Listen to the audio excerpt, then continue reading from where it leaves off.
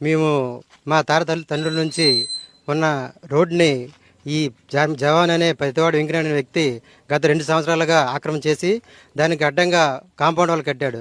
దాన్ని కడితే మేము మిగతా కుటుంబ సభ్యులందరం వెళ్ళి అడిగాం, బాబు ఇది అంత నలుగురు నడిచే తోవ కదా, ఈ విధంగా కట్టడం చాలా తప్పు, ఇది మన తల్లి నుంచి వచ్చిన తోవ, దీన్ని అట్టడం తప్పు అంటే నేను జవాన్ని మీరు ఇష్టం వచ్చినట్టు పని మీరు చేసుకోండి, మిమ్మల్ని ఏం చేయలేరని చెప్పారు.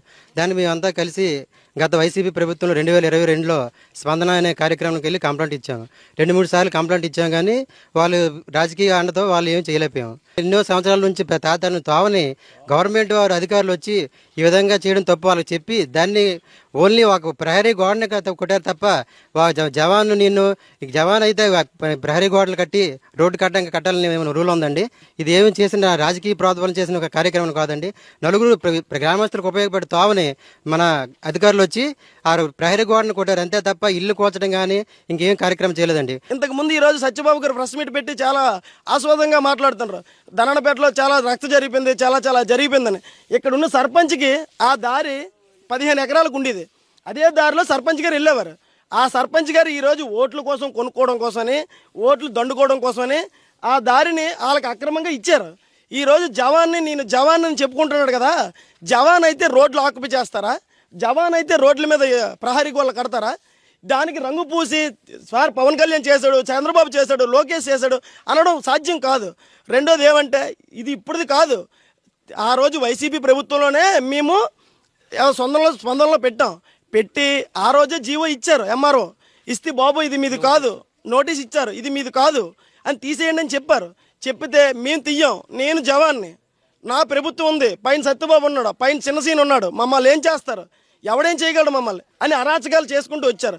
ఈ రోజు ఉన్న సర్పంచ్ చాలామందిని భయాందోళనకి గురి చేస్తుంటారు. ఏంటని మేము ఇంకా ఉన్నామని ఈరోజు తెలుగుదేశం కూటమి వచ్చినా ఇంకా ప్రజలందరూ భయాందోళనలోనే ఉన్నారు ఈ ఊర్లో.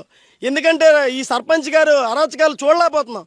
ఇక్కడ వాళ్ళ ఇంటి దగ్గర ఒక ప్రజలందరికీ ఉన్న నుయ్యిని ఆయన ఆక్యుపై చేసుకొని ఎవడరా వస్తాడో ఆ ఇంటికని బూతులు తిడితే ఏ ప్రజలు ఇల్లు అడుగుతారండి? ఈరోజు సత్యబాబు గారు ఆస్పదంగా చెప్తున్నారు ఏంటని, అక్కడ అరాచకాలు చంద్రబాబే చేయిస్తున్నాడు అని. ఈరోజు సత్యబాబు గారు చెప్తున్నారు కదా, సత్యబాబు గారిని ఒక విషయం అడుగుతున్నాను. సత్యబాబు గారు మీరు 2022లో జగనన్న కాలనీ కోసం ఇక్కడున్న యాదవ్ సోదరులది మీరు ఎందుకు ఆ రోజు బలవంతకరంగా తీసుకున్నారు? ఆ రోజు వాళ్ళు బతుకు మీద ఎందుకు మీరు పట్టుకూడు కోసం కొట్టారు? ఆ రోజు కొట్టి ఇంకో దగ్గర ల్యాండ్ కొని ఇంకో దగ్గర జగనన్న కాలనీ ఇవ్వచ్చు కదా. జగనన్న కాలనీ ఆ రోజు ఎందుకు మీరు ఇవ్వలేదు? వీళ్ళు తెలుగుదేశపోలని వైఎస్ఆర్కి ఓట్లు వేయలేదని ఆ రోజు మీరు కక్ష సాధింపుగా ఎంఆర్ఓని తీసుకొచ్చి ఎంపీడీఓని తీసుకొచ్చి ఎమ్మెల్యేతో ఫోన్ చేయించి మీరు ఆ రోజు అరాచకాలు చేసి తీసేసి ఇంకా కేసులు పెట్టి వాళ్ళు ఇంకా ఈ రోజుకి కోర్టులు తిరుగుతున్నారు.